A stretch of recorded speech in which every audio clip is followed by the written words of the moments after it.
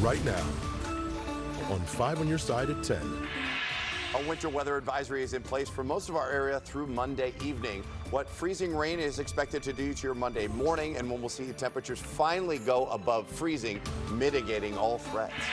Plan of attack. Travelers can expect hazardous road conditions. The effort's underway right now to keep the highways and roads safe. Tonight, 2 people saved from their burning home. The firefighter who was in the right place at the right time.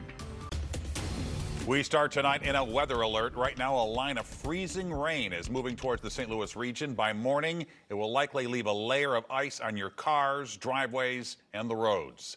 Let's get straight over to Weather First meteorologist Gary Frank with the latest. Gary. Yeah, good evening. You know, of course, we're kind of used to dealing with snow, but when we get to the ice, that's when it's a little bit different. As at the moment, it's dry, and I want to keep you in mind right now as the roads are dry, and you still see kind of a sheen on them, but it's not really doing much right now. It's going to stay dry for the next few hours as our temperatures are still below freezing. We've dropped below freezing into the upper 20s for the most part. They're going to stay pretty steady, but when we zoom out as a whole, you can start to see where a degree or two warmer air is settling in. That's part of this air mass, which is delivering a lot of very heavy freezing rain into the Oklahoma City area. The areas on 35 south from Wichita to Oklahoma City are a skating rink at the moment. Now, as we look closer to home, this is the most recent thing. We start to see the Springfield area. There's an ice storm warning. We're not involved in anything like that right now. We are in a winter weather advisory. The Missouri side at 6 o'clock. It's from 3 a.m. to 6 o'clock in the Metro East. This carries a little longer. This is going to last a little bit longer for you as temperatures are below freezing here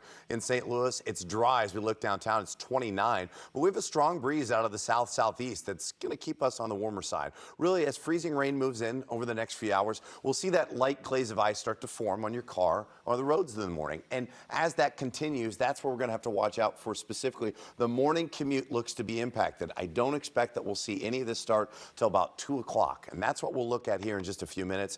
The timing of this, how much we can expect, and when we'll finally see the temperature go above freezing. And remember, you can get the latest Weather First forecast right to your phone. Just text the word weather to 314-425-5355. The icy forecast is already leading to several closings and delays. Dozens of schools have already decided to close or switch to remote learning tomorrow. The Gateway Arch will not open until 11 a.m.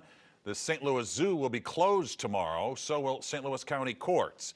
We have a full list of closings running at the bottom of your screen and on KSDK.com.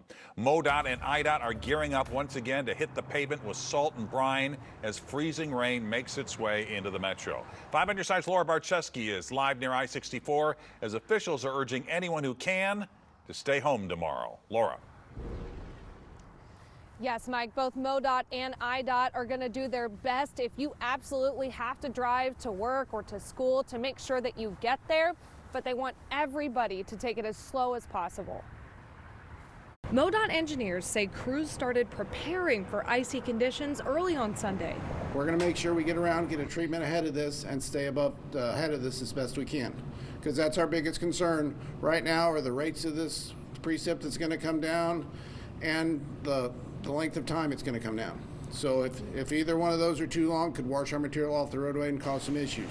They'll be working 12-hour shifts to deal with the freezing rain and are especially concerned about bridges, overpasses, and ramps. We do focus efforts on interstates, major routes, and then work down to the lettered and state numbered routes from there. IDOT engineer Joe Monroe says they loaded up their trucks at the end of the week and are ready to station trucks along assigned routes where they'll watch for ice forming on road signs to signal them to go in with more treatment. This is one time where some of the holes in our coverage from staffing, we have to be very particular on when we start and how we attack the storm. Like I said, fortunately, if anyone's been out today, you can see just how much salt's on the pavement already. So if you have to drive through icy conditions, the Missouri State Highway Patrol says take it slow, avoid using cruise control, and allow for plenty of room to stop and turn. Have an extra coat, a hat, gloves, maybe another blanket with you in case something happens, you find yourself stranded and you don't have a heat source. Make sure you have maybe a phone charger to keep that phone charged so you can call for help. The Highway Patrol says that if you do get stranded, they want you to know their response times could be a little bit longer and ask that you call 911 or star 55 for help as soon as possible and then wait in your car for help to arrive. Reporting live from St. Louis, Laura Barczewski, 5 on your side. The Today in St. Louis team will have the latest forecast and road conditions beginning at 4 a.m. You can watch on air or stream all of our newscasts on 5+. It's free to download on Roku, Fire, and Apple TV. Just search for KSDK in the App Store. Tonight, residents of Heritage House Apartments are being told they need to move out of their temporary housing. They were forced out of their Midtown apartments last Sunday after burst pipes flooded multiple floors. The building manager paid for some of the residents to stay at the Ballpark Hilton, but they're being told they'll have to move again. We are exhausted. We're exhausted. So we've been reaching out to people, anyone that will listen, who can give us answers of what we can do. We've reached out to the managing group Sansone for a response. We have not heard back. One man is dead after a crash in North St. Louis County. Investigators say a Ford F-250 collided with a Toyota Corolla in the intersection of Newhalls Ferry and Dunn Roads around 8:30 this morning. The man driving the Toyota died at the hospital. The driver of the truck was not seriously hurt. Tonight, 2 people are alive after being pulled from a burning home in St. Charles. An off-duty firefighter and police officer came to their rescue early this morning on Santa Barbara Street. New tonight, 5 on your side's Annie Kroll talked with fire officials about the heroism of these first responders. Annie. Well, that off-duty firefighter, Kevin Drury, was on his way to his St. Charles fire station when he heard the call about a nearby mobile home on fire. Arriving at about 6:36 this morning, just minutes before 20 to 30 firefighters came as well. Fire Captain Kelly Hunsel said that extra lead time saved the lives of the 2 people trapped inside. Smell of smoke still in the air as fire-damaged furniture, boxes, and other items litter the ground outside a mobile home on Santa Barbara Drive. We had heavy fire conditions, or I should say heavy smoke conditions when we arrived. The cause of the fire still unknown.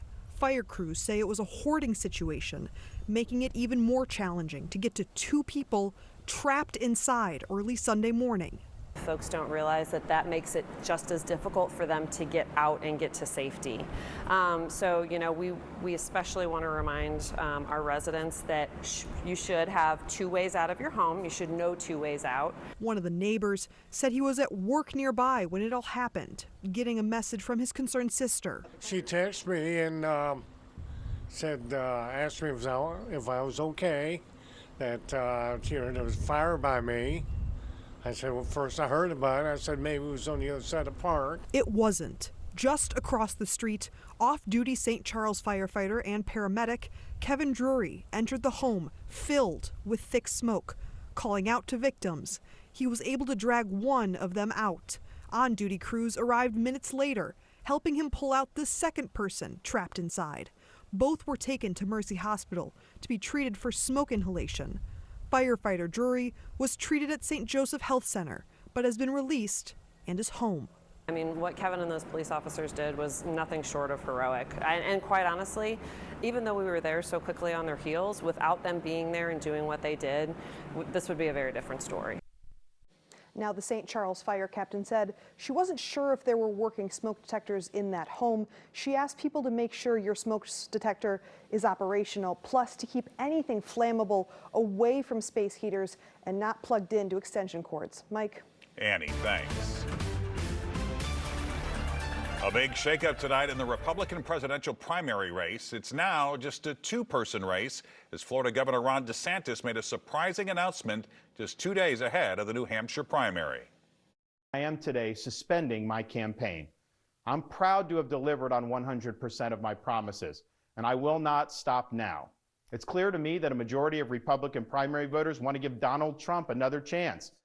DeSantis came in second in the Iowa caucuses behind former President Trump. He was polling in a distant third in New Hampshire behind Trump and former UN Ambassador Nikki Haley. Tonight, both praised DeSantis for running a good campaign while taking swipes at each other and President Biden. Look forward to working with Ron and everybody else to defeat crooked Joe Biden. We will have to get him out. As you know, here in New Hampshire, Nikki Haley has made an unholy alliance with rhinos, never Trumpers. I'm going to finish this so Joe Biden and Donald Trump are not an issue at all, that we actually put them in the past and we go forward, because our country deserves it and Americans want it. They're tired.